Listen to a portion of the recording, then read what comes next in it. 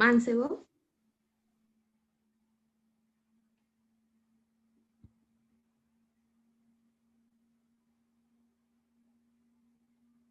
Muy bien. Y el sinónimo de párvulo debe ser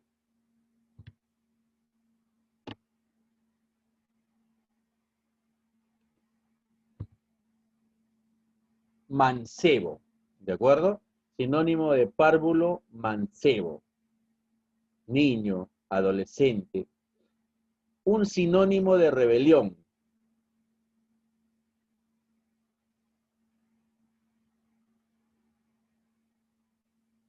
Profe, levantamiento. Claro,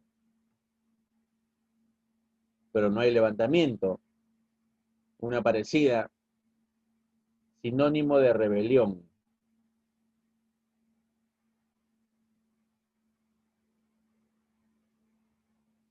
Y debe ser una asonada.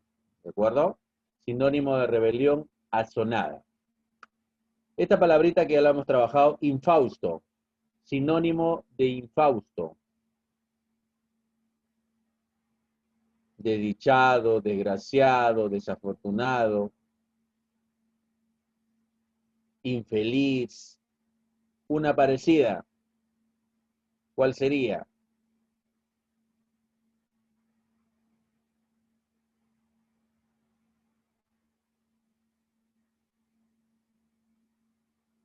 Y la respuesta debe ser aciago. Aciago, que es el desafortunado. Sinónimo de principiar.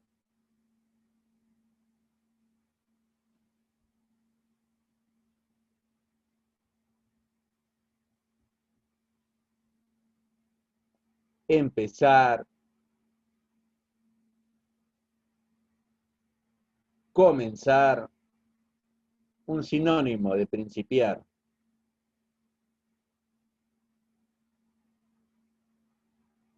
Y debe ser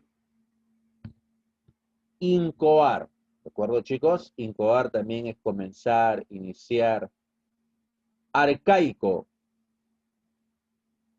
Sinónimo de arcaico.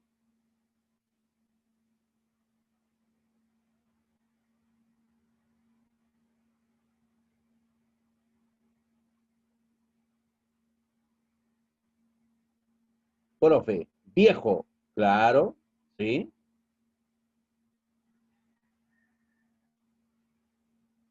Entonces, ¿cuál sería el sinónimo de arcaico? Y debe ser vetusto. ¿De acuerdo? Arcaico es vetusto, viejo, anticuado. Un sinónimo de ojeriza.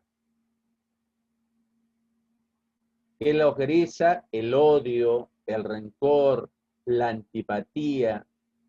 Un sinónimo de ojeriza. Tirria. Muy bien, claro que sí. La tirria, pues no, es el odio. Un sinónimo de renombrado. Renombrado, ilustre, famoso, reputado también le dicen.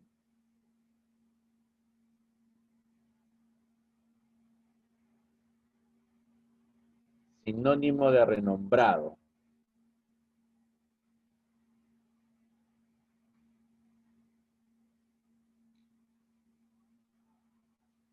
Y debe ser el término conspicuo, que es ilustre, ¿no? Un conspicuo escritor, un ilustre escritor. Cohechable. El cohechable es el corrupto, pues, ¿no? Corrupto, vendido, el deshonesto es el cohechable. Un sinónimo de cohechable.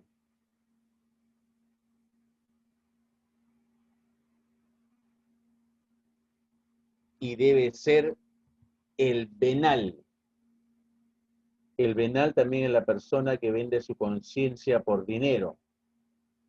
Sinónimo de miseria.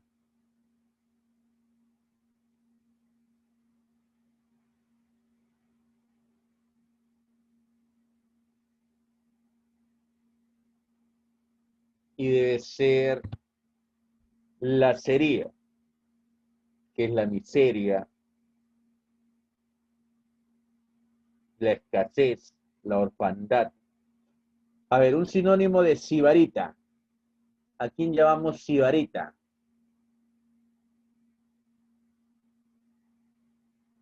¿Salas? Muy bien, correcto. Alsalaz, ¿no? Será la persona erótica, la persona libidinosa, ¿de acuerdo? Es el sibarita. Sinónimo de desconfiado.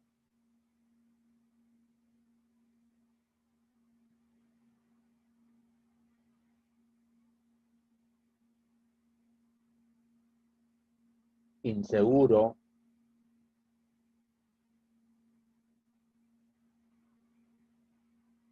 Y el término es suspicaz, ¿de acuerdo? Ese es el desconfiado, el suspicaz. Si tú eres una persona suspicaz, eres una persona que desconfía de todo. Sinónimo de autóctono, facilísimo, autóctono. Vernacular. ¿Cuál? Vernacular. Muy bien, ¿no? Vernáculo, correcto. Autóctono, vernáculo. Quiere decir oriundo, nativo. Sinónimo de agraviar.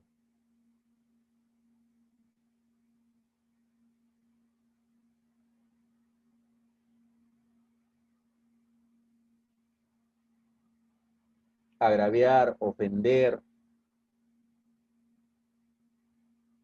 insultar. Y debe ser denostar. Sinónimo de lenguaraz.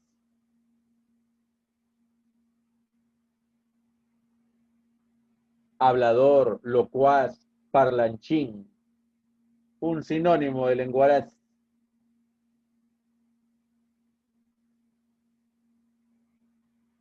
Y debe ser el facundo, ¿de acuerdo? Y latente, latente, que es oculto, escondido. Un sinónimo es furtivo, ¿de acuerdo, chicos? Furtivo, sinónimo de latente. Bien, pasamos al antónimo, entonces ya conocemos el significado de las palabras, encontramos sinónimo, más sencillo hallar el antónimo. Antónimo de probo. ¿Quién es el probo? Es la persona honesta, correcta, intachable. ¿Quién será su opuesto?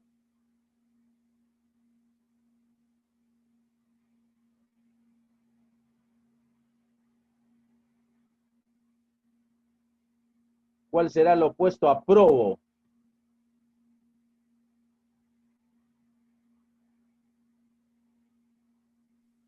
Coechable. Muy bien, ¿no? Ese es su opuesto, pues, ¿no? El coechable o el venal. Muy bien. El antónimo de moderno.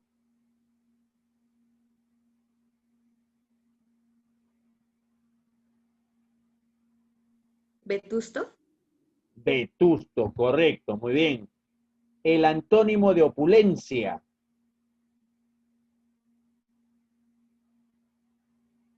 Todo lo contrario al opulento, a la persona muy adinerada. Miseria. Claro que sí, muy bien. Antónimo de simpatía.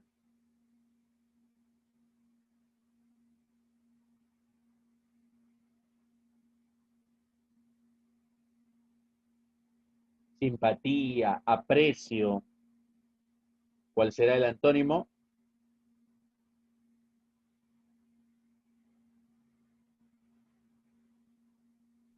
Ojeriza. La ojeriza, muy bien. La ojeriza, ¿no? O la tirria también, que es lo mismo. Antónimo de casto, de puro.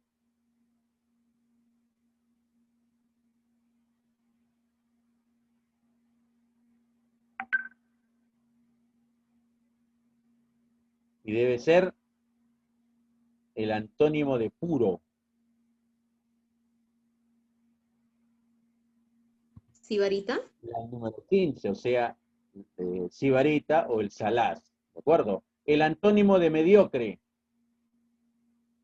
todo lo opuesto al mediocre.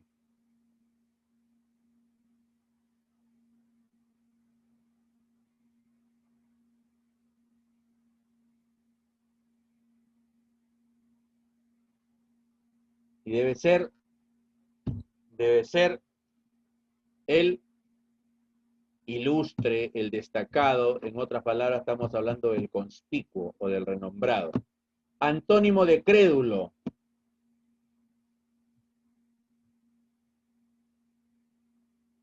¿Quién es el crédulo? Que todo lo cree, pues, ¿no? El confiado.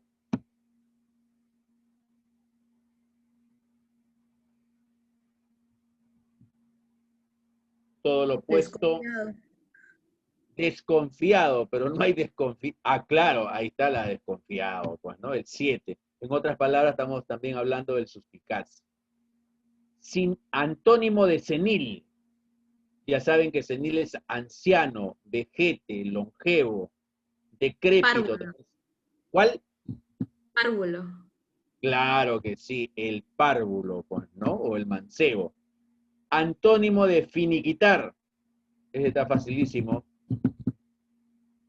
Finiquitar. ¿Qué finiquitar? Terminar, pues, ¿no? Sería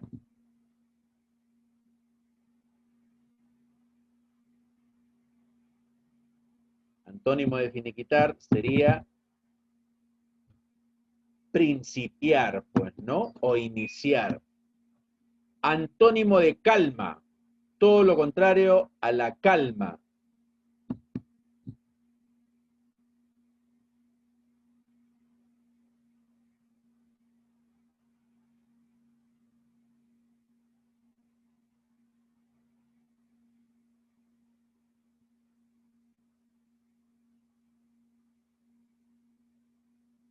Y debe ser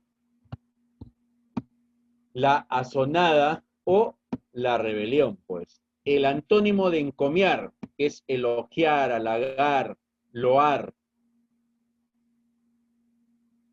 Antónimo de encomiar.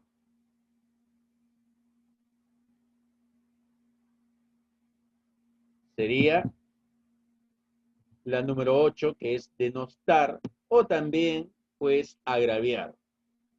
Antónimo de lacónico, que es el parco, el breve, la persona de pocas palabras. ¿Cuál será su antónimo?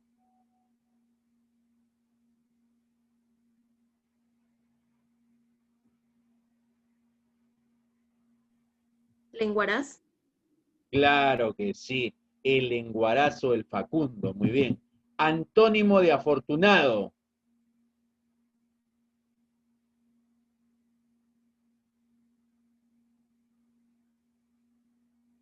Afortunado, venturoso, dichoso.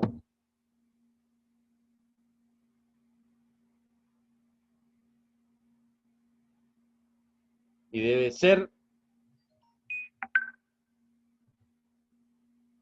el asiago, pues, ¿no? O el infausto. Antónimo de foráneo, facilísimo. Foráneo, extranjero.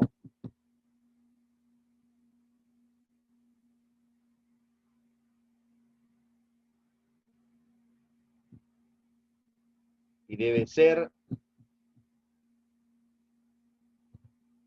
vernáculo, ¿de acuerdo? O autóctono también. Y antónimo de patente. ¿Qué es patente? Evidente, notorio. Sería todo lo contrario, que sería oculto, tapado, escondido. En otras palabras, estamos hablando de latente. Muy bien, chicos, hemos terminado este vocabulario básico con términos que siempre, pues, vienen en los ejercicios de razonamiento verbal y los toman en los exámenes de admisión, pues, ¿no? Entonces nosotros, manejando estos términos, no vamos a tener ningún problema, ¿no? Cuando tratemos de deducir cualquier ejercicio con estas palabras, ¿no? Muy bien, chicos, ahora sí vamos a comprensión de lectura. Nos quedamos en los textos dialécticos, ¿de acuerdo? ¿Qué era un texto dialéctico? Eran un texto que me plantea un punto de vista, ¿no? Una idea principal, ¿no? Defiende una tesis, ¿no? Y hay otro que lo refuta, que lo contradice, ¿no? Y de acuerdo a esos dos puntos de vista, pues vienen las interrogantes. Bien, voy a mostrar en pantalla parte del libro donde nos hemos quedado.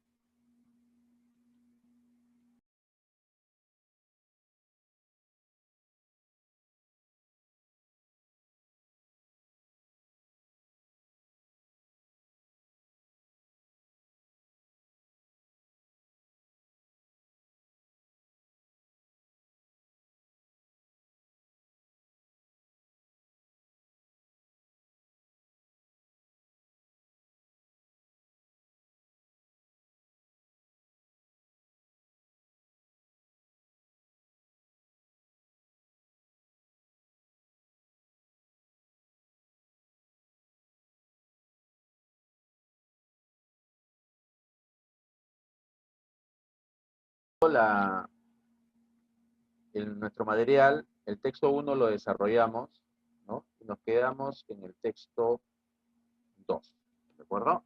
A ver, vamos a comenzar a corregir este texto. Se supone que ya todos ustedes han terminado este material, ¿no? Ya lo han leído, ya tienen sus respuestas.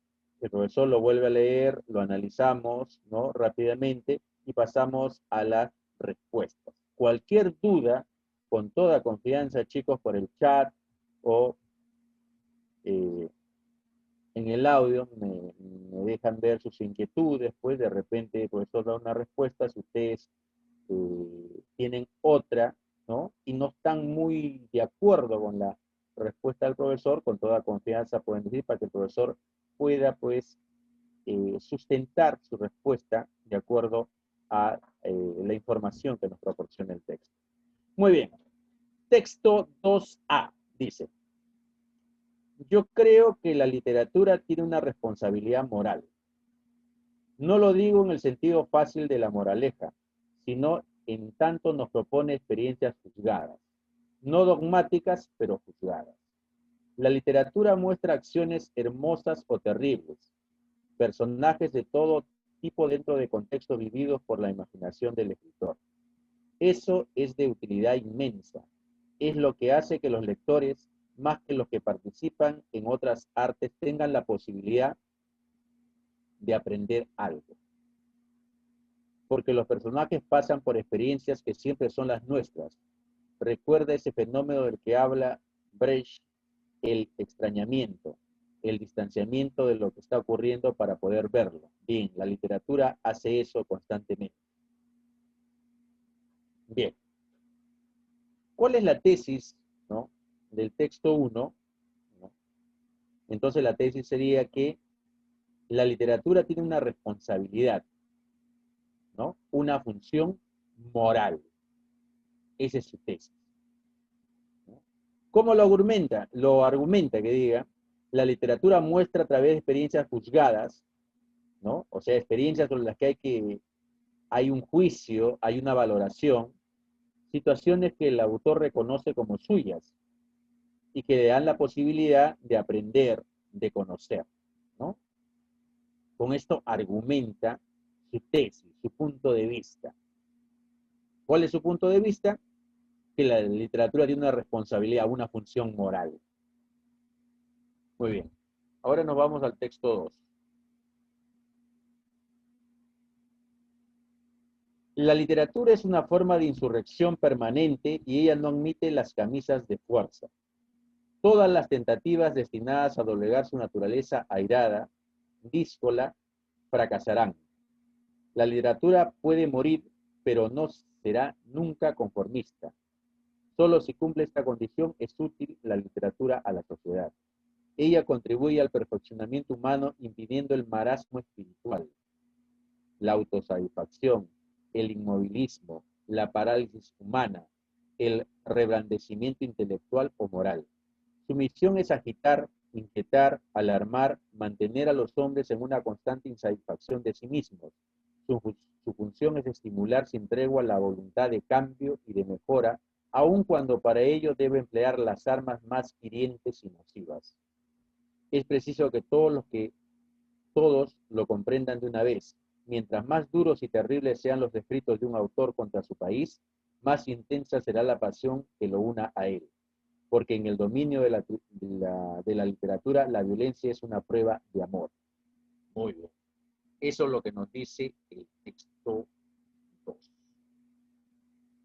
¿Cuál será la tesis? Que la literatura desempeña una función crítica, ¿no? Agitadora en la sociedad. Esa es la tesis. ¿Cómo lo argumenta? En que la literatura incita a la rebeldía, a la insatisfacción,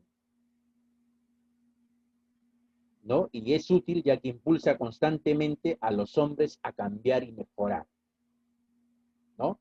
Entonces, tenemos dos puntos de vista contrapuestos. ¿Por qué? Porque en la primera dice que tiene una responsabilidad, una función moral, o sea, que nos enseña algo. En la otra me dice que tiene una función crítica, una función de cambio, una función de agitación, de no al conformismo, ¿de acuerdo? Que hace que cada uno busque pues el cambio y así pues mejore. Bien, ahí tenemos las tesis, los puntos de vista, vamos a los interrogantes. El texto de Vargas Llosa sostiene principalmente, si el de Vargas Llosa es el segundo texto, pues, ¿no? Claro. Dice, gracias a la literatura se incrementa nuestra formación cultural. No, eso no dice el texto, no lo dice. La literatura contribuye al perfeccionamiento del ser humano. Esa creo es la respuesta correcta. Sí, esa es la respuesta, ¿no? Al perfeccionamiento del ser humano, ¿no? Porque el texto enfatiza el carácter agitador y perfeccionista de la literatura, ¿no? Que lleva a los hombres a cambiar y mejorar. Entonces, la alternativa B debe ser lo que sostiene principalmente Vargas Llosa. La C, todos los intentos de doblegar a la literatura han fracasado, ¿no? Esa es una idea secundaria, ¿no? La literatura tiene una naturaleza primordialmente moral. No, esa no es la opinión de Vargas Llosa, sino del otro escritor, ¿no? Entonces, la respuesta correcta es la alternativa D. Nos vamos a la número 7. Respecto a la argumentación de Mangel y Vargas Llosa, ¿cuál de los siguientes enunciados es correcto? Listo.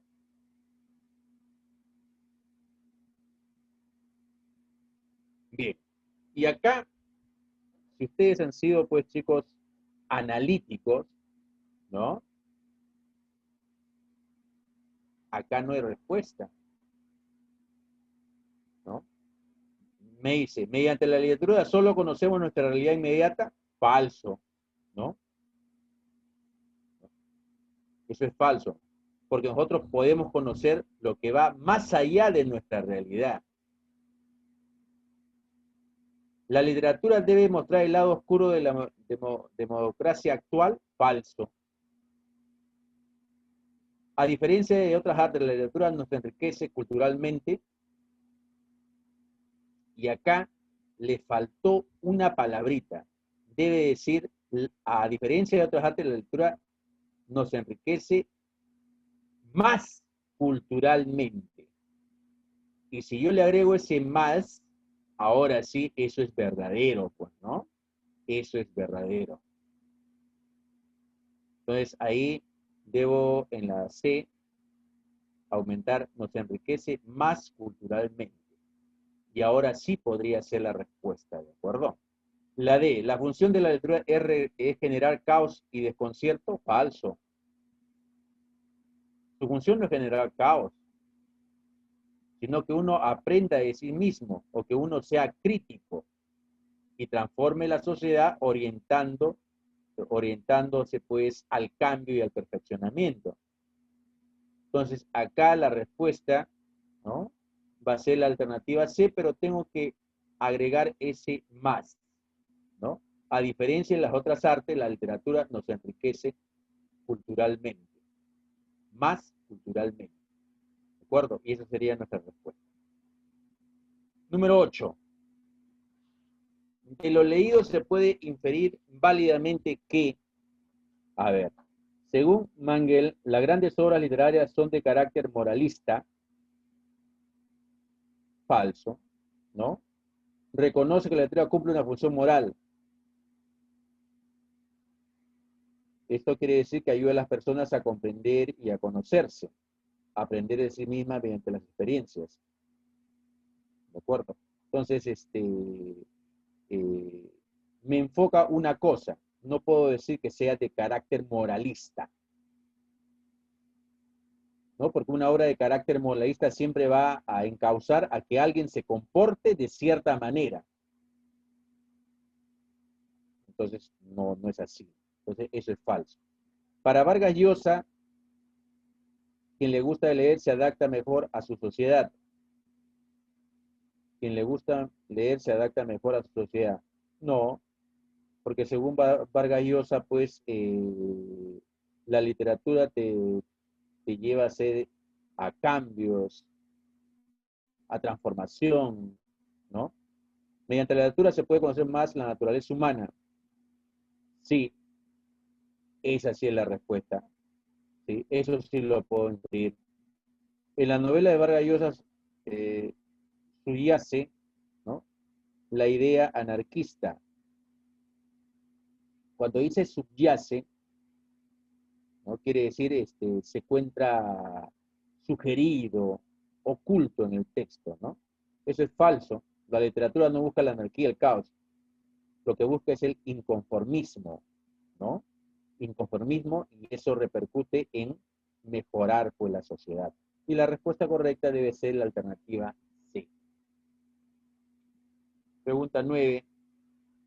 En el texto de Vargas Llosa, el sentido de la expresión marasmo espiritual se opone a. En el texto dice, ella contribuye al perfeccionamiento humano impidiendo el marasmo espiritual, la autosatisfacción, el inmovilismo, la parálisis humana, el reblandecimiento intelectual o moral. Como puedes observar, marasmo es sinónimo de estancamiento, de falta de desarrollo, por estar conformes con lo que hay. Por lo tanto, lo opuesto sería, pues, la rebeldía, la insubordinación. En otras palabras, la subversión. Y la respuesta debe ser la alternativa C. Esa se opone al marasmo espiritual, ¿no?, al estancamiento, ¿no?, al conformismo. Debe ser subversión. La pregunta 10. En virtud del texto se puede afirmar válidamente que ambos autores coincidirían con, a ver, enfocar la lectura de un enfoque, saben que un enfoque es una perspectiva, ¿no? Un enfoque académico. Enfocar la lectura desde un enfoque académico. No. Los dos tratan de enfocar la lectura en el sentido de que uno se conozca mejor. ¿De acuerdo? B. Recomendar obras literarias que manifiestan una visión maniquea. Falso. Maniquea quiere decir buena o mala, ¿no? Leer obras literarias cercanas a nuestra realidad. Falso también. La literatura debe transmitir las más variadas experiencias. Por lo tanto, no puede limitarse, pues, a lo que es cercano a nuestra realidad. Fomentar la lectura de obras literarias de los primeros años.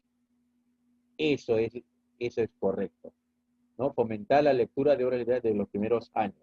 Porque de este modo, desde jóvenes, los lectores conocerán, pues, diversas experiencias enriquecedoras, imaginadas por los escritores. ¿De acuerdo? Entonces, la respuesta correcta debe ser la alternativa D. Nos vamos al texto número 3. A ver, veamos. La propiedad es un derecho prominente. Articula a la sociedad civil y a los gobiernos. Por esto, su defensa absoluta garantiza el orden social. El gran Aristóteles estableció que el esclavo es una propiedad con alma, una posesión inanimada. Finalmente, no ha habido sociedad civil que no haya reconocido como propiedad la que tiene el amo con el siervo. El esclavo no es un hombre pleno, capaz de gozar de todos sus derechos, requiere de una larga capacitación civil y moral para ingresar a la sociedad con calidad de ciudadano. La libertad y la igualdad en estas circunstancias serían peligrosas para el esclavo y para toda la sociedad, como lo demuestran las experiencias históricas, ¿no? Santo Domingo, Colombia y Guatemala. La abolición solo causaría desórdenes por la naturaleza licenciosa de la gente de color. El departamento de Lima se convertiría en un desierto atravesado por hordas de beduinos errantes y feroces. Bien. ¿Qué es lo que la tesis del texto 3A? ¿No? ¿Qué es lo que nos quiere sustentar? Que no debería abolirse la esclavitud, pues, ¿no? Correcto. ¿Cuáles son sus argumentos? ¿No? Dice que la propiedad es lo que vincula a la sociedad civil y los gobiernos. Es lo que garantiza el orden social. No hay sociedad que no haya reconocido la propiedad del amo sobre el esclavo. El esclavo es incapaz de gozar de todos sus derechos. Darle la libertad implicaría un riesgo para la sociedad, ¿no? Ahí están sus argumentos, ¿no? Que fundamentan pues su tesis. ¿Cuál es su tesis? No debería abolirse la esclavitud, ¿no? Porque sería un peligro para la propiedad, ¿no? Vamos al texto 3b. ¿Qué nos dice el texto 3b? Nuestras piezas de ébano, ¿no? Nuestras piezas de ébano. Ahora, piezas de ébano se refieren pues a los negros, pues, ¿no? El ébano ya saben que es un árbol de madera verde, oscura. Entonces, nuestras piezas de ébano, o sea, los negros, pues, ¿no? Sufrieron por siglos un feroz tratamiento. Hoy solo podemos rechazar el comercio infame de carne humana. Los esclavóratras requerían de la esclavitud para conservar su poder económico y social. El bárbaro no era el esclavo, sino el amo esclavista. El siglo XIX llegaba a la mitad de su vida y en todas las repúblicas de la América Española, donde aún existía la ignominia, ¿no? O sea, la deshonra de la esclavatura, o sea, esclavitud, ¿no? Se sentía sentir la reacción que protestaba contra todo lo que, como la esclavitud del hombre por el hombre, simbolizara despotismo y barbarie. El decreto de abolición de Huancayo de 1854 fue un arma de guerra, pues favoreció la insurrección de Castilla contra Echenique y simultáneamente fue expresión de sentimientos humanitarios, ya que la razón cristiana no podía aceptar la degradación de la condición humana. Muy bien, ahí tenemos el texto 3b. ¿Cuál es la tesis? ¿Qué es lo que defiende este texto? Que la abolición de la esclavitud realizada por Castilla era, pues, moralmente válida, ¿no? Y me dan ciertos argumentos, ¿no? Me dice, la razón cristiana no podía aceptar la degradación de la condición humana. La esclavitud solo beneficiaba el poder social y económico de los esclavistas. La esclavitud era una expresión de barbarie, de la inhumanidad del esclavista. La abolición de la esclavitud iba acorde con el rechazo que a mitad del siglo XIX existía en América contra el esclavismo. Ahí tenemos argumentos, ¿no?, del texto 3b, y la tesis sería: la abolición de la esclavitud realizada por Castilla era moralmente válida, pues aceptable. Bien, nos vamos a las preguntas que me dicen. El texto de José María de Pando pretende demostrar principalmente que, a ver, veamos, la esclavitud es parte de la realidad social, por lo que su abolición acarrearía consecuencias nefastas. Muy bien, estamos hablando del texto 3A, ¿no? Y esa es la respuesta correcta, ¿no? Pretende demostrar principalmente que La esclavitud es parte de la realidad social, por lo que su abolición acarrearía, ¿no?, consecuencias nefastas, o sea, traería consecuencias trágicas, pues, ¿no? Y esa debe ser la respuesta. Veamos la B. La liberación de los esclavos constituye una medida ilegal por las cualidades humanas inherentes al esclavo. No, pues, cualidades humanas no le atribuían eso. La propiedad esclavista es legal, pero colisiona, choca, con el derecho a la igualdad que tiene todo ser humano. Tampoco. Los principios de libertad e igualdad son inaplicables a la institución de la esclavitud en la costa del Perú. No, debe ser lo que fundamenta principalmente es la alternativa A, que la esclavitud es parte de la realidad y que si se abolía la esclavitud iba a ser pues trágica para la sociedad. Pregunta número 12. En el texto de Palma, el vocablo esclavócrata se refiere a una élite social conformada por amos abolicionistas. Falso. Un grupo social cuyo poder debe... Claro, ahí está, pues, ¿no? Debe ser la alternativa B. Correcto. Los esclavos más oprimidos, denominados beduinos, no. Los dueños de los esclavos con principios cristianos, no, pues tenían principios cristianos, ya no hubieran tenido esta práctica, pues, ¿no? Y debe ser la alternativa B, ¿no? Un grupo social cuyo poder deriva de la esclavitud. ¿Qué tipo de argumentos o razones sustentan las perspectivas de Pando y Palma? A ver, José María de Pando se apoya en razones legales y sociales. Ricardo Palma en razones económicas y morales. No, económicas no. Falso, no puede ser la alternativa. Ricardo Palma emplea razones jurídicas, románticas y literarias. José María del Pando, sociales y jurídicas. No, ahí Palma no emplea razones románticas de ninguna manera. No puede ser la respuesta. El defensor de la esclavitud emplea argumentos jurídicos. El abolicionista, argumentos económicos.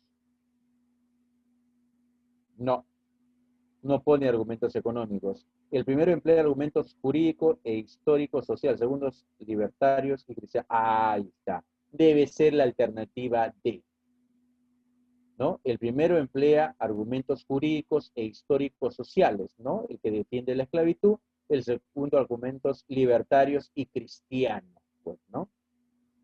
Debe ser la alternativa de la respuesta correcta. 14. Respecto de las argumentaciones de Pando y Palma, ¿cuál de los siguientes enunciados es correcto? A ver, vamos. Para ambos escritores, la visión cristiana del hombre se opone a la esclavitud porque los amos ejercen una violencia bárbara. Falso, ¿no? ¿No? Eso solo se da en Palma, pues, ¿no? No en el otro. El primero realiza la apología del principio abstracto, mientras que el segundo defiende la propiedad particular esclavista. Falso. Aunque es cierto que Pando defiende un principio abstracto general, ¿no? Palma se opone a la propiedad esclavista. Eso es falso. Palma asigna a la condición humana menos valor que el derecho de propiedad. Pando sostiene lo contrario. No, Palma no asigna menos valor al derecho de propiedad de ninguna manera. Eso es falso. D. Para Palma el esclavo posee cualidades morales humanas. Para Pando la dimensión moral del esclavo es deficiente. Correcto. Y esa será la respuesta adecuada, la alternativa D, ¿no? La alternativa D. ¿Por qué? Porque para Pando el esclavo no es hombre, no, capaz de gozar de todos sus derechos. Según él, el esclavo no estaba preparado para asumir su libertad, ¿no? Más bien era un ser que necesitaba una guía, una capacitación. Incluso habla que tenía una naturaleza licenciosa, ¿no? Licenciosa quiere decir libertina, ¿no? Que no acata reglas, normas, ¿no?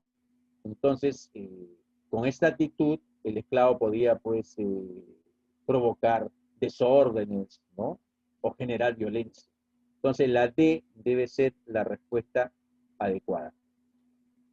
Y en la pregunta 15, de lo leído se puede inferir válidamente que, a ver, Pando y Palma coinciden en lo esencial, pero discrepan en ambos en aspectos menores. Falso, pues, ¿no? En aspectos menores no discrepan, ¿no? En aspectos primordiales sería. Pando acepta la vigencia de la libertad e igualdad para los no esclavos. Esa es la correcta, ¿no? Sí, para Pando el esclavo era incapaz de asumir responsablemente su libertad. Esa es la respuesta. A ver, la C. Pando descarta la variable de la conducta social de los ex esclavos en libertad. Falso. Al contrario, Pando toma en cuenta el factor variable social. Cuando dice que los esclavos constituyen un grupo social, pero dado al libertinaje. Pando cita a Aristóteles con el afán de refutar sus planteamientos filosóficos. No, de ninguna manera. Entonces la respuesta acá debe ser la alternativa B. Pando acepta la vigencia de la libertad e igualdad para los no esclavos. Muy bien, nos vamos al texto 4A. A ver, vamos a ver qué dice el texto 4A.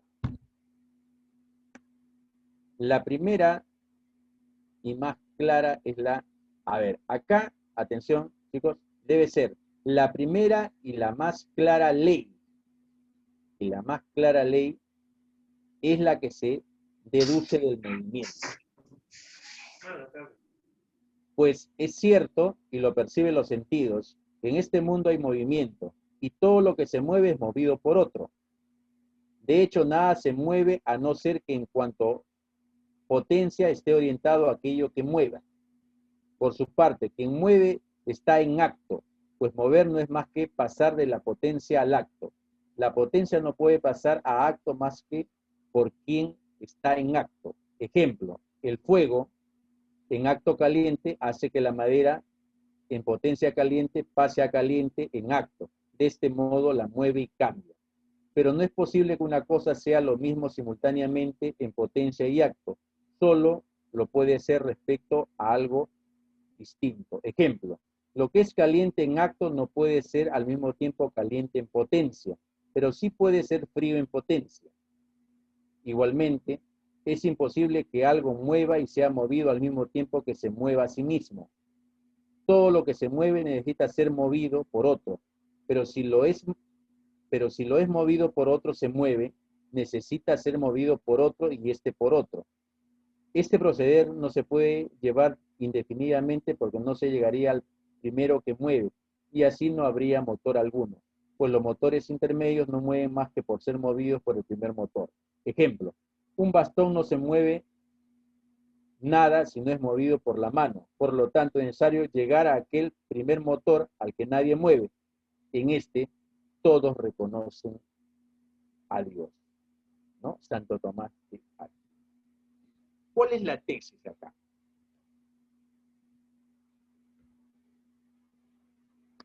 Bueno, la tesis sería que en el mundo hay movimiento y todo lo que se mueve es movido por otro.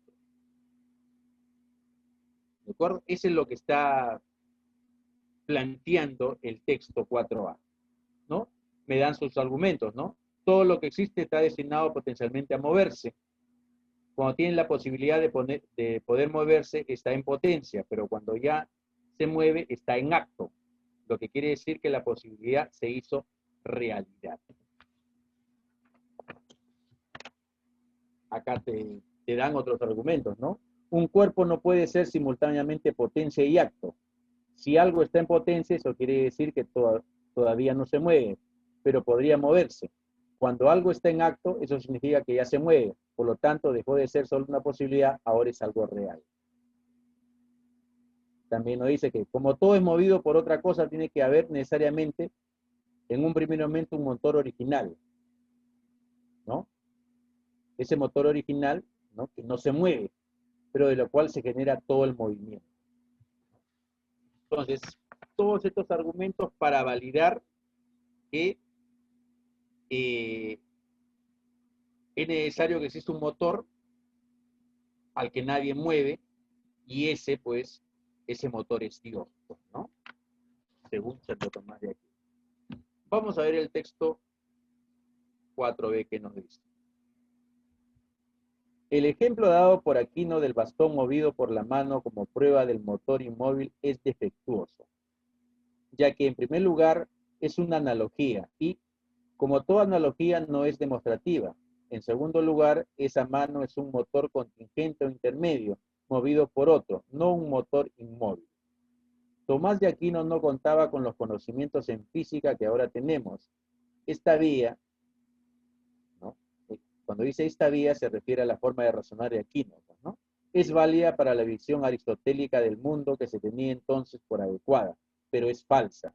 Aristóteles fue el primero que postuló la idea de todo lo que se mueve es movido por otro, por simple observación, pero olvidó poner a prueba con experimentos esa afirmación. Fue Galileo quien descubrió que esto no es así, y Newton descubrió la fuerza que mueve los objetos, mucho después de la muerte de Tomás de Aquino. Esta vía es un caso particular de la segunda vía tomista, puesto que el movimiento de una cosa es efecto y la causa es el movimiento de otro objeto. Muy bien. ¿Cuál es la tesis del texto 4b? Que el razonamiento de Tomás de Aquino para demostrar la existencia del primer motor es errónea, pues, ¿no? Es equivocada. Los argumentos, ¿no? Se vale de una analogía, o sea, de una comparación, pero esto no es demostrativo, no es concluyente. El ejemplo de la mano para demostrar la existencia del primer motor inmóvil es inapropiado, pues la mano sería más bien un motor intermedio. Intermedio quiere decir que algo que es movido por algo anterior. El razonamiento de Tomás de Aquino se basa únicamente en la simple observación, pero no se vale de experimento para poder aprueba sus afirmaciones. En otras palabras, el razonamiento de Aquino no era científico. Tampoco podría serlo en su tiempo, pues la ciencia como método aún no había sido inventada. Ahí tenemos los argumentos, ¿no?, del texto 4b, y su tesis sería demostrar lo equivocada de la tesis de Tomás de Aquino. Muy bien, nos vamos a las interrogantes. ¿En qué se basa principalmente el autor del texto 4a para mantener su postura? A ver, un bastón no se mueve nada si no es movido por la mano. Falso. Los sentidos perciben que en este mundo no hay movimiento. Falso. Todo lo que se mueve necesita ser movido por otro. Y esa es la respuesta, ¿no? Si todo lo que se mueve es movido por otro, entonces tiene que haber algo que no se mueva, pero que haga mover a todo lo demás. Debe ser la alternativa C, la respuesta adecuada. 17. Se deduce a partir del texto 4b que las ciencias se han desarrollado de forma exponencial, de una manera abismal, muy grande. No, una analogía no es demostrativa por sí sola. Esa es la respuesta, ¿no? Una analogía solo demostraría cierta proximidad, similitud. Por consiguiente, se necesitaría algo adicional para que demuestre, ¿no?, o sustente una cosa. Entonces, debe ser la alternativa B. Una analogía no es demostrativa por sí sola. El número 18. Bajo la lógica del texto 4a, si una persona es en potencia un asesino, entonces necesariamente necesitaría un arma. O sea, requerirá un arma. No, por sí sola no puede ser acto. Esa es la respuesta, ¿no? Por sí sola no puede ser acto. En el texto no dice que si algo está en potencia, para pasar a acto necesita de otra cosa que lo mueva. Por lo tanto, si yo soy en potencia un asesino, necesitaré de algo diferente a mí para ser acto. Y esa debe ser la respuesta, la alternativa B. La 19. El término defectuoso en el texto 4b se opone al concepto de defectuoso en el texto 4b. Acá lo tenemos, ¿no? El ejemplo dado por Aquino del bastón movido por la mano como prueba del motor móvil es defectuoso. Es defectuoso. Ya.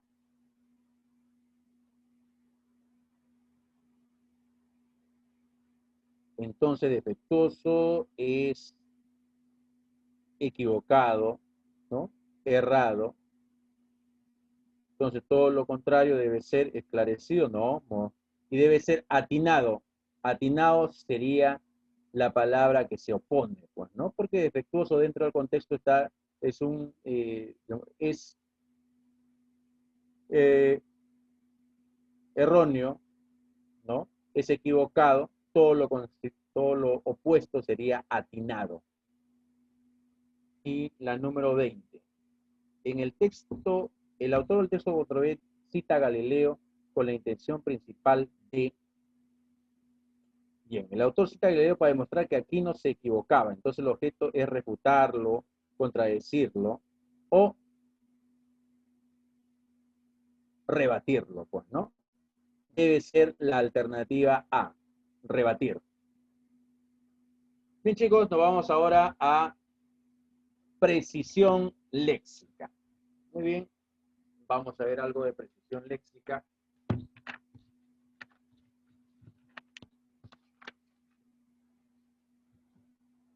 Voy a dar un examen el domingo.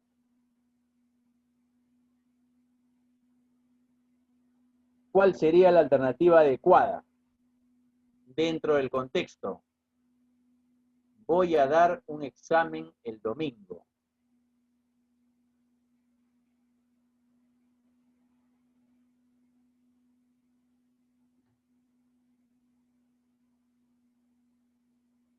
Y debe ser, voy a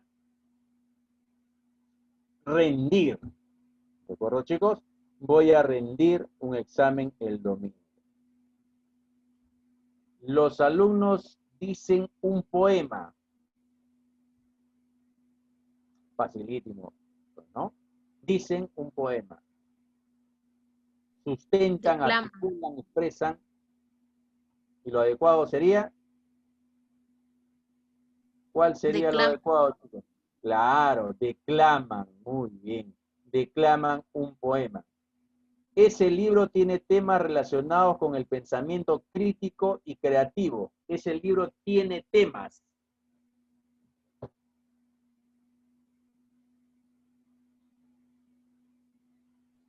¿Contiene? Contiene, muy bien, claro, contiene temas relacionados, correcto. El socio del director afirma que le pagaron al fiscal para que archivara la investigación en curso en el proceso por el lavado de dinero. Le pagaron al fiscal.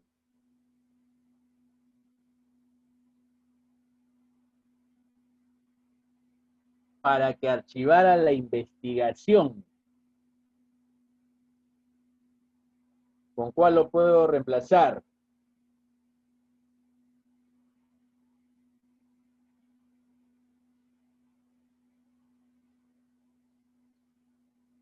Le abonaron, le cancelaron, le consignaron, lo sobornaron. ¿Cuál sería lo adecuado?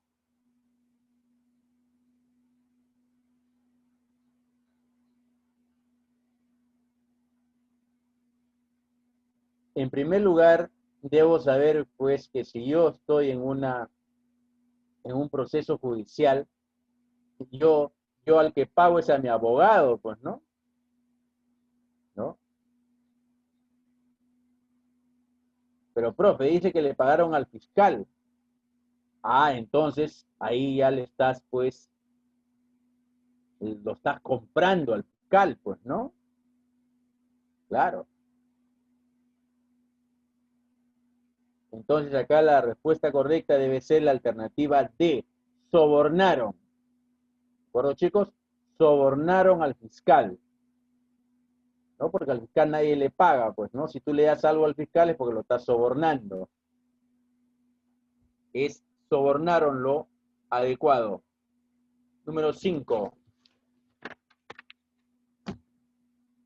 A pesar del intenso humo, la madre pudo ver el rostro de su pequeño hijo. Fíjense, a pesar del humo intenso, la madre pudo ver el rostro de su pequeño hijo. ¿Con cuál reemplazo el término ver?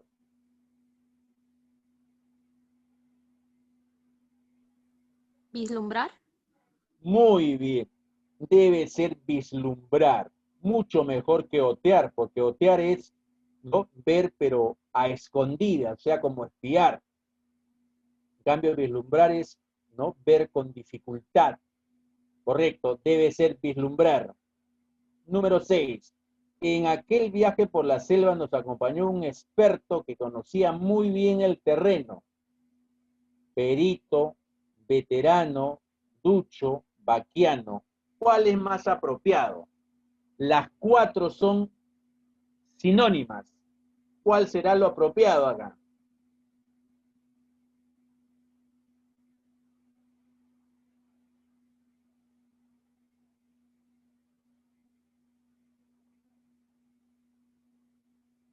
Debe ser irradia, ¿no? Irradia. Mis padres tomaron el autobús a la hora indicada en el boleto. Facilito, pues, ¿no? ¿Cuál será? Tomaron el autobús.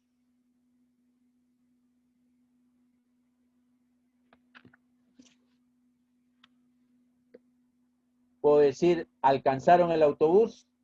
No. Tomaron el autobús.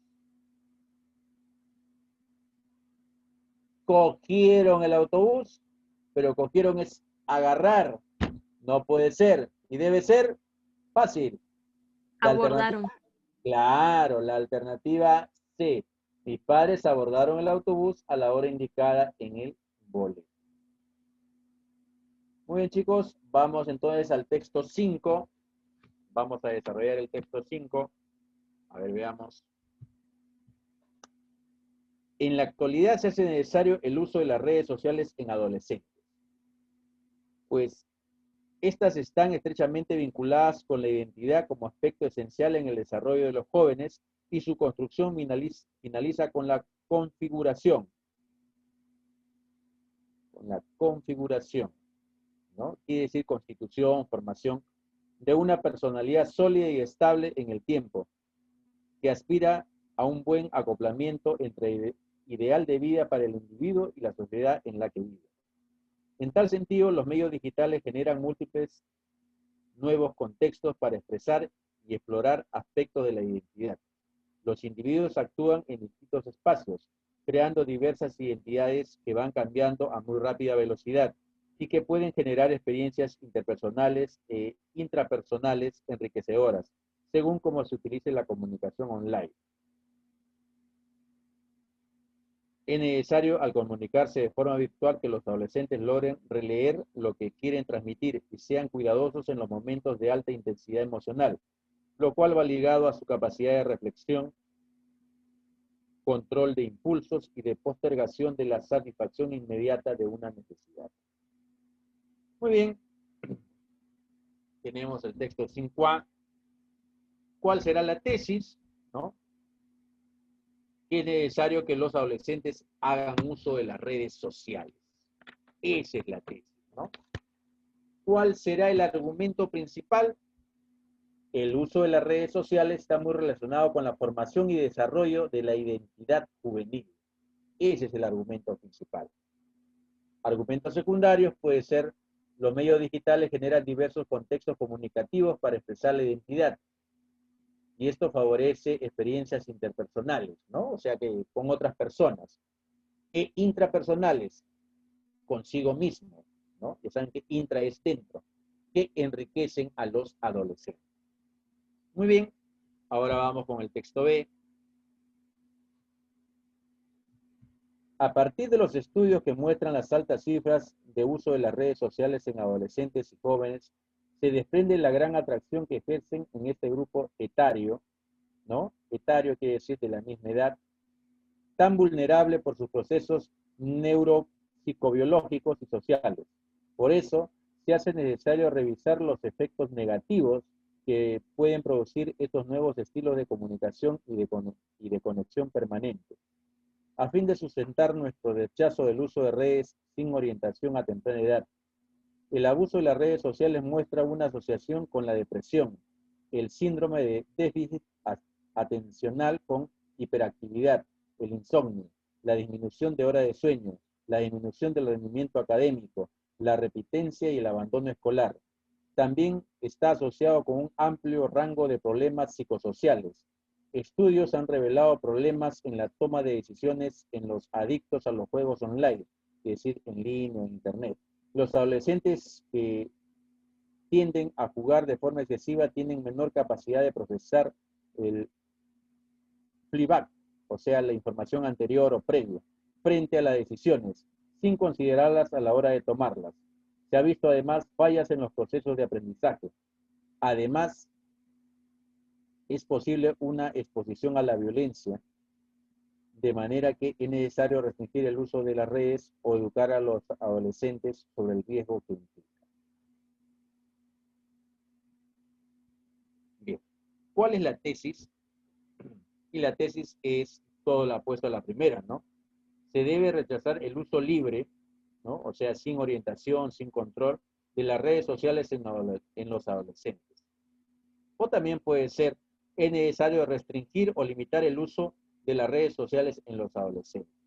Esa es la tesis del texto. Los argumentos. El uso excesivo, ¿no?, de las redes sociales está vinculado con una serie de problemas psicológicos y académicos, que ya lo han nombrado en el texto. El abuso de las redes sociales está relacionado con una serie de problemas psicosociales también.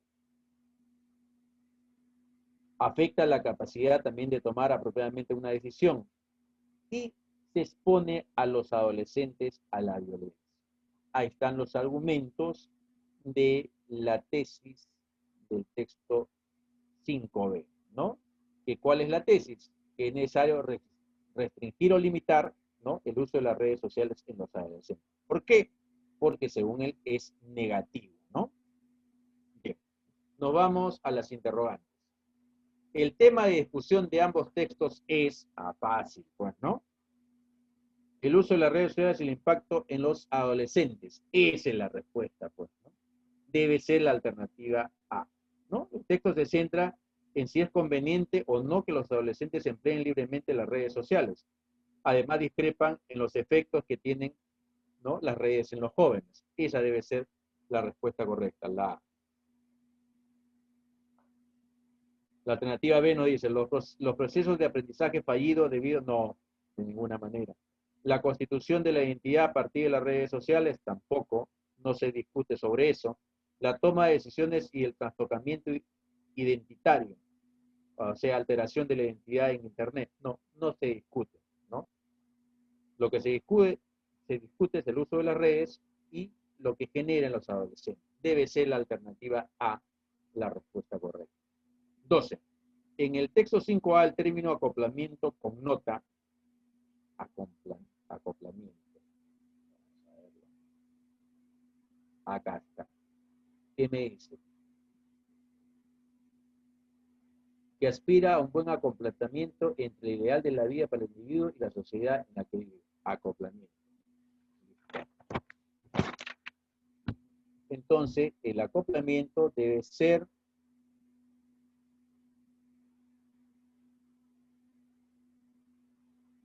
acá, quiere decir concordancia, coincidencia, en otras palabras, debe ser correspondencia. Correspondencia a la respuesta correcta. Es incompatible afirmar respecto a la postura del texto 5b que el autor sostiene que el uso irrestricto de las redes sociales es negativo, pero eso es compatible, pues, ¿no? Esa no puede ser la respuesta. El autor afirma que las redes sociales generan depresión e insomnio. Compatible también, ahí te lo dice. El autor considera que los docentes constituyen un grupo vulnerable, compatible. Solamente las personas adultas deberían usar las redes sociales. Ahí está. Debe ser la alternativa D. El texto 5b no está en contra de los que los docentes usen las redes. Lo que quiere es que su uso sea restringido, limitado. Por lo tanto, no afirma que solo los adultos pueden usar las redes, ¿no? Entonces, la alternativa D debe ser la incompatible. Pregunta 14. En el marco del texto 5b se deduce que un adolescente muy alegre y colaborativo que súbitamente evidencia cuadros depresivos y ansiedad, ¿ya?, resulta un caso atípico de de vinculación entre escolaridad e insanía, o sea, locura, no. Debe ser recluido, o peor, pues en un sanatorio, me están diciendo que está loco. Debe su conducta la prohibición a acceder a las redes sociales. Posiblemente haya desarrollado una adicción, muy bien, y debe ser la alternativa D. Posiblemente haya desarrollado una adicción a las redes sociales, ¿no? Posiblemente.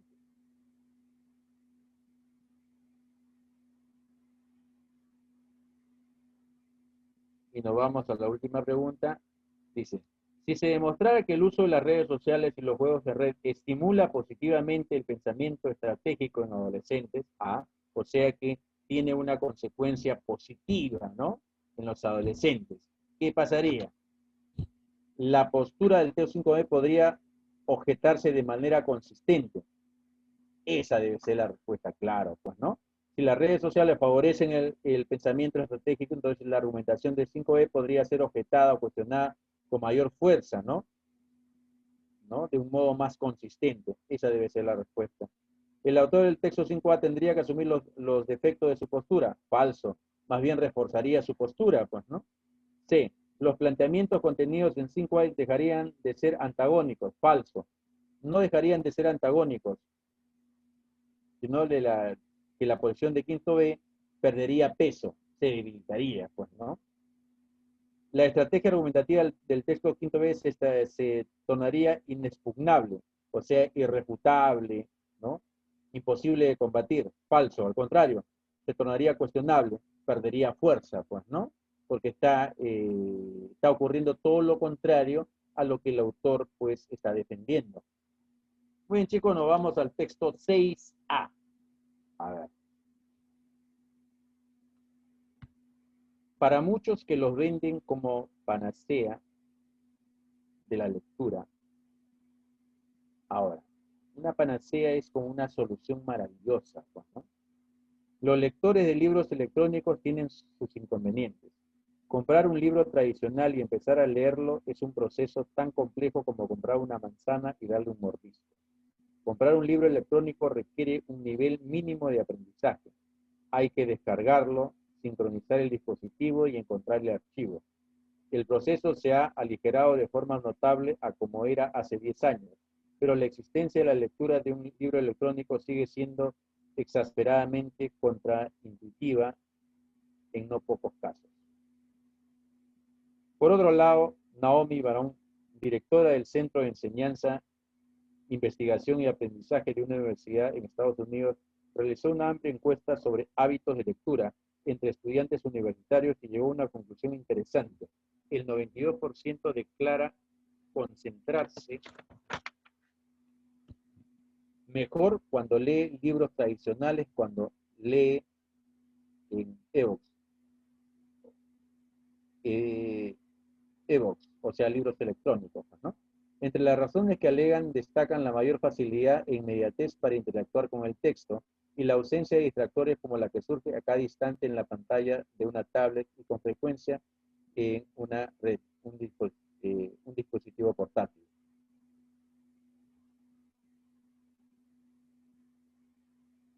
Con tal evidencia, resulta errado afirmar que el ebook desplazaría por completo al libro tradicional. Bien. ¿Cuál es la tesis del 6A? Que es erróneo o es equivocado creer que el libro electrónico reemplazará completamente al libro tradicional. Esa es la tesis, ¿no? Es erróneo, es equivocado creer que el libro electrónico reemplazaría completamente al libro tradicional. Su argumento principal, que el libro electrónico tiene sus inconvenientes, pues, ¿no? Argumento secundario es, la compra de un libro electrónico supone un mínimo nivel de aprendizaje, ¿no? Que posiblemente no todos lo tienen. La experiencia de leer un libro electrónico en muchos casos es contraintuitiva, es decir, contraria a la experiencia de leer. Una encuesta entre estudiantes universitarios muestra que estos se concentran mejor cuando leen libros tradicionales, cuando leen ebooks, ¿no? Eso sería, pues, los argumentos secundarios. ¿De acuerdo, chicos?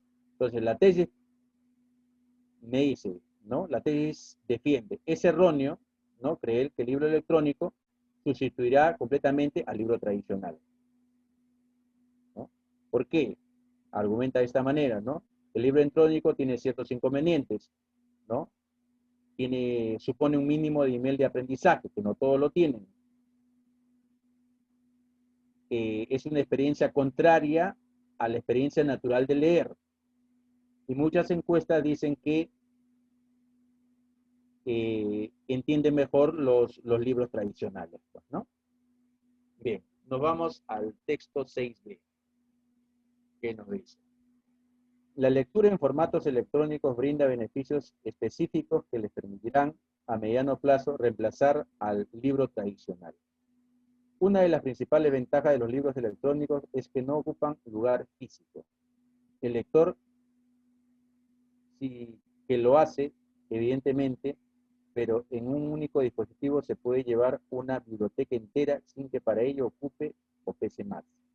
Además, se puede usar como dispositivo de lectura otros dispositivos digitales que tengamos que llevar igualmente, como un teléfono móvil, una tableta o un ordenador portátil. Los libros en formato electrónico también se consiguen a través de Internet y una vez localizados se descargan de forma prácticamente instantánea, con lo que no hay que esperar y se puede empezar a leer de forma inmediata. Por otro lado, apostar por el libro electrónico reduce el impacto medioambiental. La realidad física de los libros en papel hace patente el consumo de recursos que supone su impresión y transporte. Para hacer libros hay que talar árboles con los que producir papel para imprimirlos y, además, se deben transportar desde su lugar de producción hasta el cliente final, lo que supone emisiones contaminantes y consumo de recursos no renovables, como los combustibles de los vehículos. Muy bien. Eso nos dice el texto. ¿Cuál es la tesis? Que los libros electrónicos reemplazarán a los libros tradicionales, ¿no? Sus argumentos principales, ¿no? No ocupan un lugar físico, ¿no?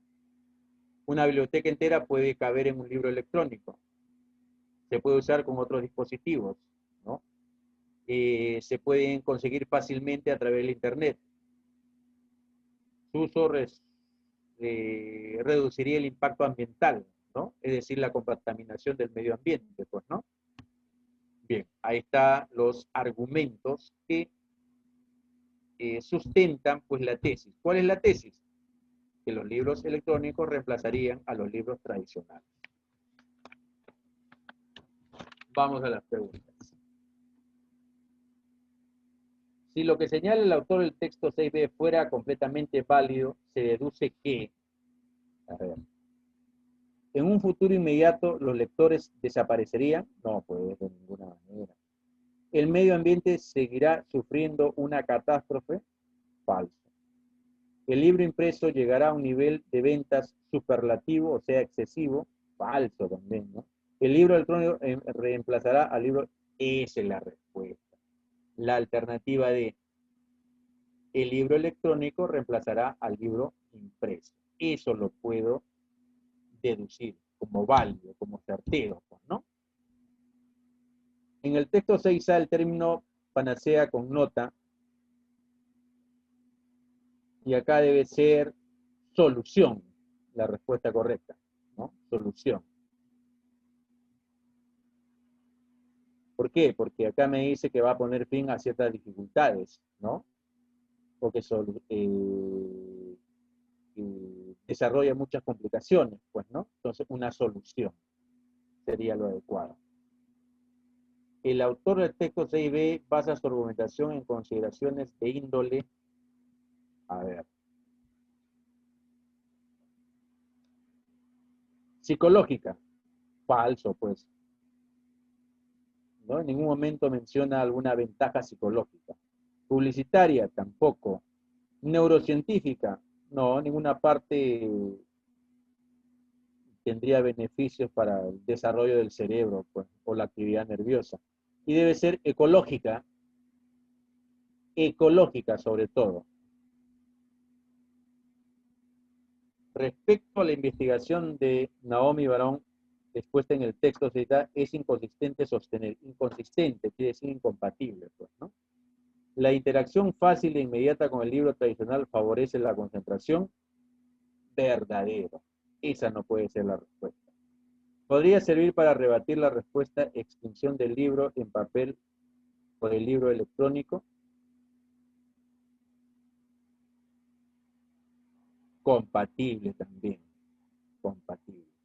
Los encuestados dijeron que el red propicia una distracción permanente y eso es falso, ¿no? Lo que 6A sostiene que las personas encuestadas se concentran mejor con los libros tradicionales que con los electrónicos.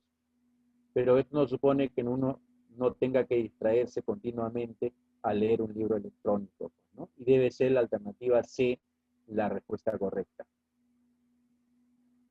La pregunta 20 dice, si la adquisición de los libros en formato electrónico supiese un procedimiento sumamente complicado que demandara una semana, ¿ya?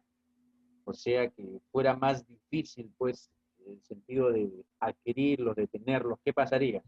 Los lectores verían potenciada su paciencia ante una situación semejante. O sea, quiere decir que nosotros fuéramos más pacientes, ¿no? Falso, pues. Sus ventas empezarían a elevarse paulatinamente, no, pues al contrario. ¿Sería imposible desplazar bibliotecas completas sin ocupar espacio extra? Tampoco. ¿Sería implausible apelar a la inmediatez como prueba de superioridad? Claro, la alternativa D. Sería implausible, o sea, inadecuado, inadmisible, apelar a la inmediatez como prueba de superioridad. O sea, poner como ejemplo lo beneficioso de adquirirlo rápidamente o de tenerlo al momento. La alternativa D debe ser la respuesta adecuada.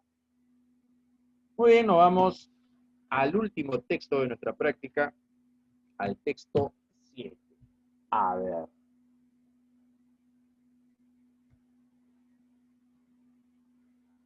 Los defensores de la eutanasia consideran que el respeto por la autonomía de las personas requiere el reconocimiento de su derecho a decidir cómo vivir sus vidas.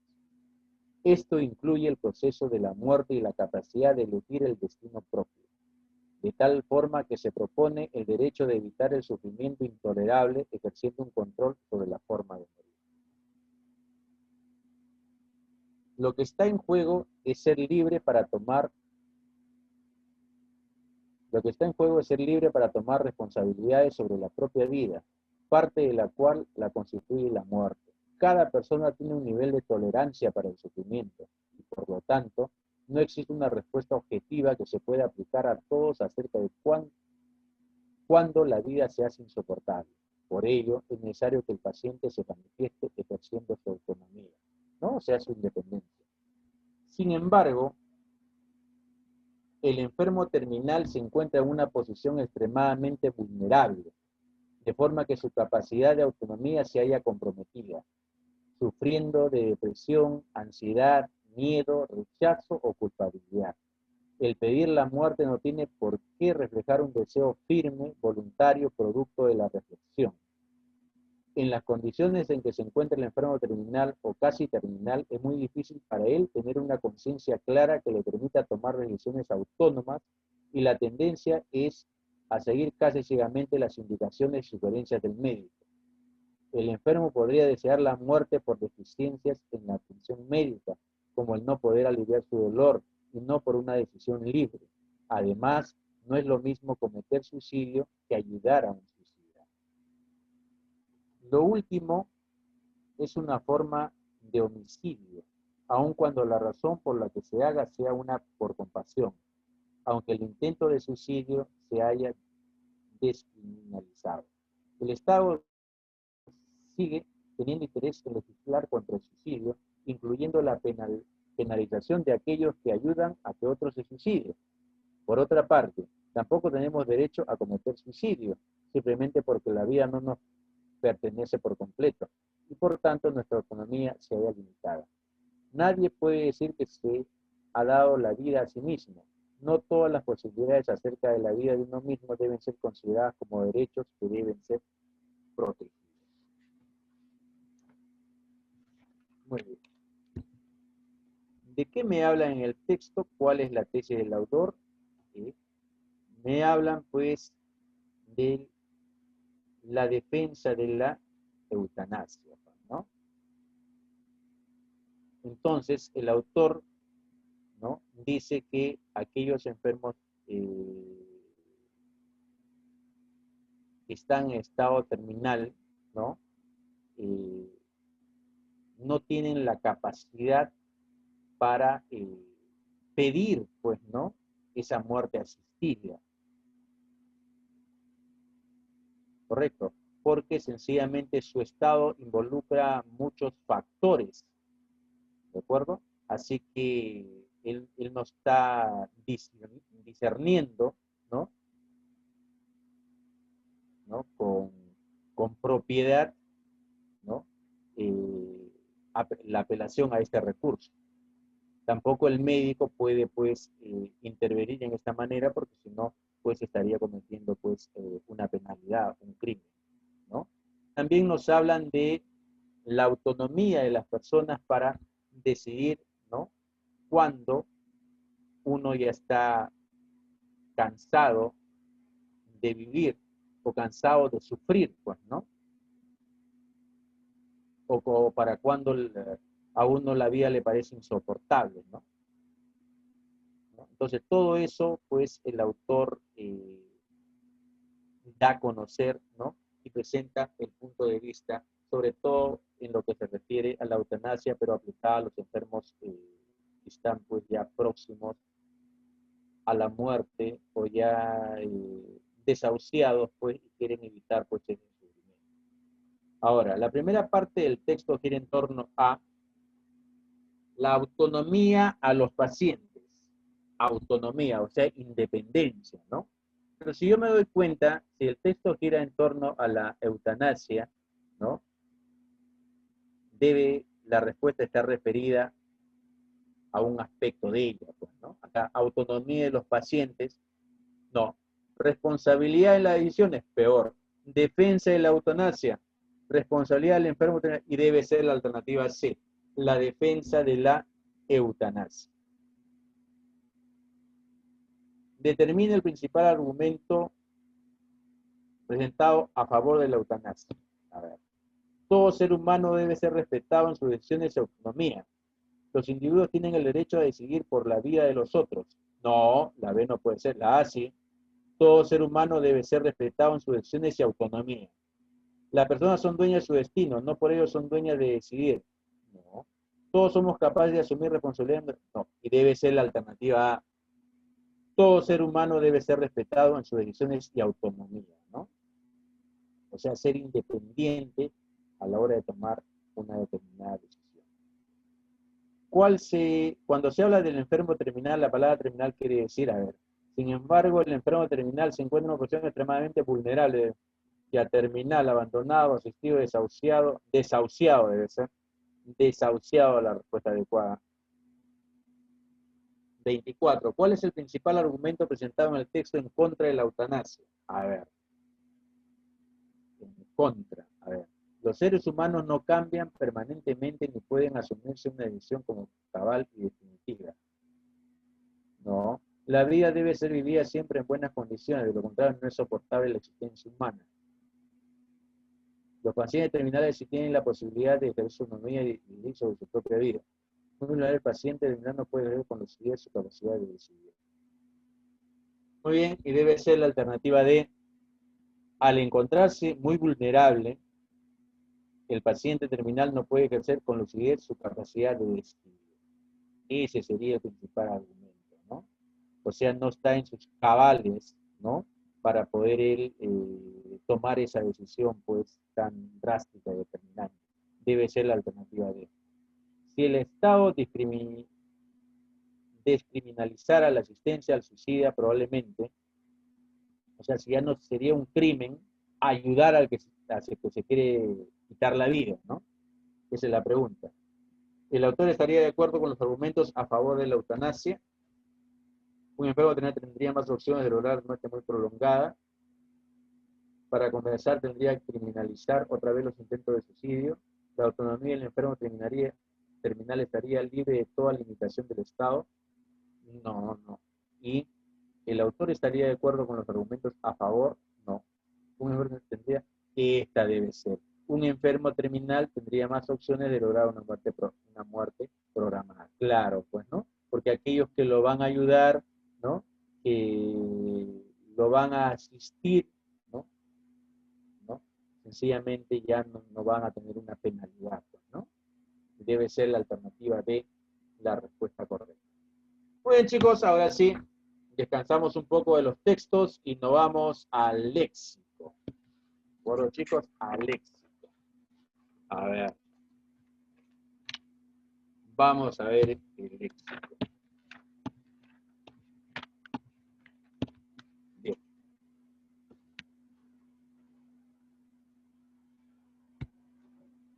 Que causa alegría y felicidad.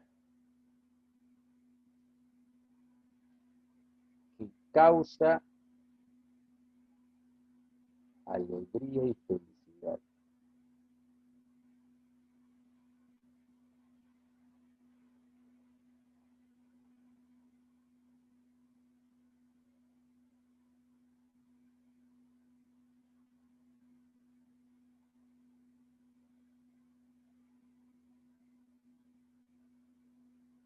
Muy bien, ¿no? Y acá, bueno, vamos a hacer este pequeño vocabulario, aunque, a ver, el que lo he hecho, pues, esta sonrisa es, ¿no? Porque ya no tengo nada que buscar, ¿no? Que causa alegría y felicidad, ya lo tengo al costado, pues, ¿no? Se llama Fausto, ¿no? Y otro sinónimo es afortunado, dichoso, feliz, pues, ¿no? Acto desleal que una persona realiza en contra de otra, ya lo tengo al costado la respuesta, es felonía, pues, ¿no? Puedo poner ahí traición, alevosía, que es muy fértil, también lo tengo al costado, feraz, ¿no? Lo puedo poner productivo, ¿no? Abundante. 4, persona que ama al prójimo y los ayuda de forma desinteresada, filántropo, pues claro, al costado lo tengo la respuesta, pues, ¿no? Puede ser benevolente, piadoso. Procurar enterarse con disimulo de un asunto ajeno, fisgar, efectivamente, esa es la respuesta. Puedo poner ahí husmear, atisbar también como otro sinónimo. Que actúa con calma y lentitud, es el flemático, pues, ¿no? Puedo poner ahí un sinónimo parsimonioso, ¿no? Pausado, que sucede inesperadamente y por casualidad, fortuito, pues, ¿no? Fortuito. Inusual, repentino sería otro sinónimo. Ruido muy fuerte y prolongado. Fragor, pues, ¿no? Otro sinónimo puede ser un estruendo, ¿no? Una explosión. Persona que es poco seria o profunda en lo que dice o hace. Frívolo, pues, ¿no? Insustancial, superficial, pues también ser un sinónimo. Placer o gozo intenso que siente una persona al hacer algo, fruición, pues, ¿no? Un sinónimo otro sinónimo puede ser satisfacción, goce. Comida sencilla y poco abundante, ¿no? Moderado en comer y beber, se le llama frugal, ¿no? Otro sinónimo sería mesurado, equilibrado. Que se hace escondidas o de manera disimulada. Ahí tenemos esa palabrita que ya la conocemos de nuestro vocabulario, furtivo, ¿no? ¿No? Otro sinónimo puede ser furtivo, oculto, tapado. Persona que está enfurecida o tiende a enfadarse con facilidad, furibundo, pues, ¿no? Furibundo, colérico, rabioso, furioso, que actúa con valor, con ánimo y con decisión, gallardo, ¿no? Osado, corajudo, también se le llama al gallardo, pues, ¿no? Y el gallardo también se le dice a la persona de buen porte, ¿no? Gandul, que no quiere trabajar o no cumple con su trabajo por falta de atención e interés. es el gandul. Un sinónimo es poltrón, holgazán, ocioso, sería el sinónimo de gandul, ¿no? Que no quiere trabajar o no le gusta trabajar. Muy bien, hemos terminado este léxico porque la respuesta lo teníamos al costado, pues. Pero ahora sí vamos a completar las oraciones con las palabras que corresponden a las definiciones anteriores. Voy a usar una palabra de la definición. A ver, mi abuelo es muy, ya que gastó su fortuna para construir albergues. ¿Qué palabrita le puedo poner ahí? Es muy, ya que gastó su fortuna para construir albergues. ¿Qué le coloco? ¿Es muy qué? Filántropo. Claro que sí, muy bien. Y debe ser filántropo, ¿no? Una persona muy generosa, muy dadivosa, presta a ayudar a los semejantes. Filántropo. Me indigna que haya gente en la vida privada de los compañeros.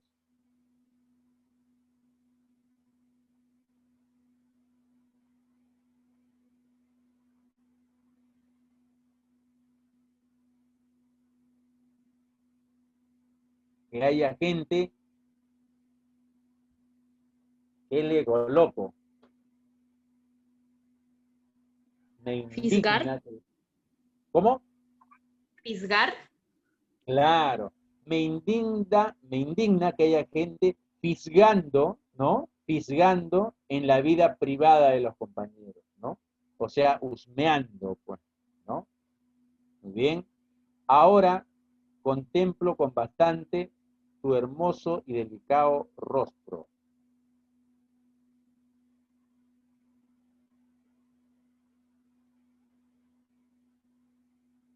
¿Qué le coloco ahí? Ahora contemplo con bastante tu hermoso y delicado rostro.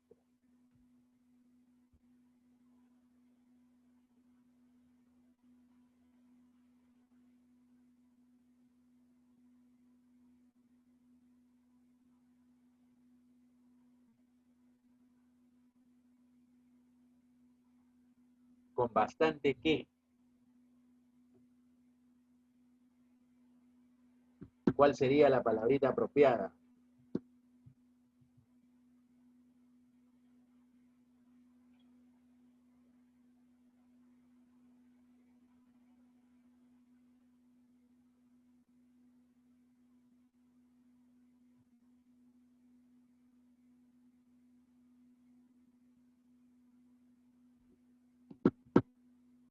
¿Todavía no lo encuentran? Contemplo con bastante.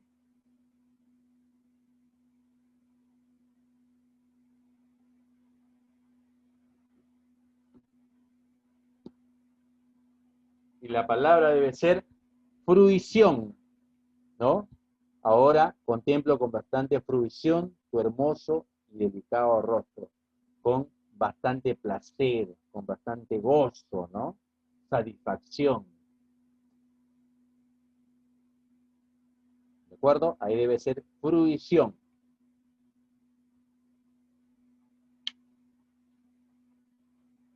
Recordemos que la fruición dice, ahí está, placer o gozo intenso que siente una persona al hacer algo, ¿no?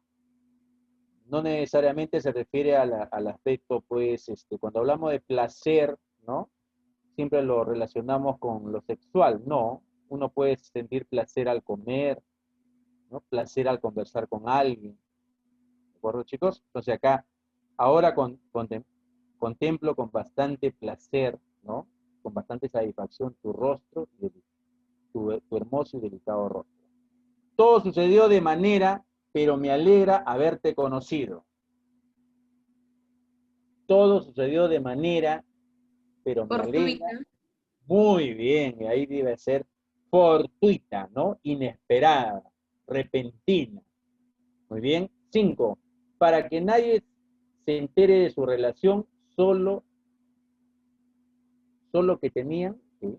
Para que nadie se entere de su relación, solo tenían, debe ser. Solo tenían encuentros, borren el que, solo tenían encuentros ¿Cuál es la palabra adecuada?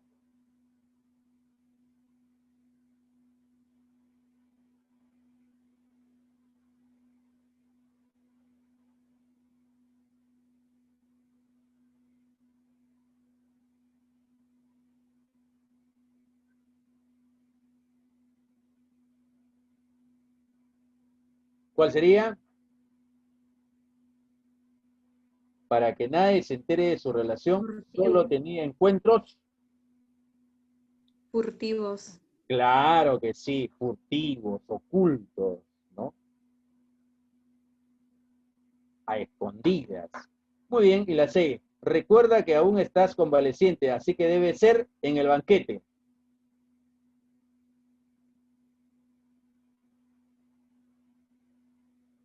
Debe ser.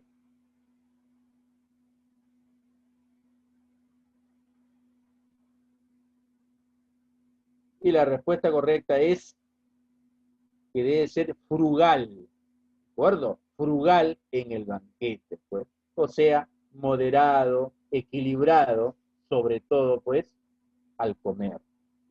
Muy bien, chicos, hemos terminado esta práctica. Ahora vamos a la que sigue. A ver. Segunda práctica integral tipo examen de admisión. Y chicos, vamos a desarrollar estos textos. Voy a dar unos minutitos, ¿no? Para que lo vayan leyendo y vayamos avanzando.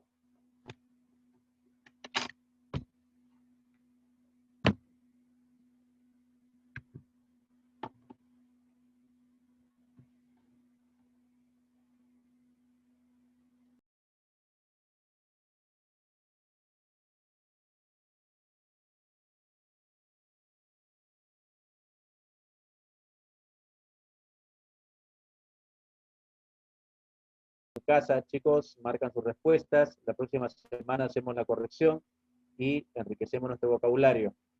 Bien, chicos, nos vemos la próxima semana. Cuídense. Desarrollen sus textos. La próxima semana hacemos la corrección. Nos vemos, chicos.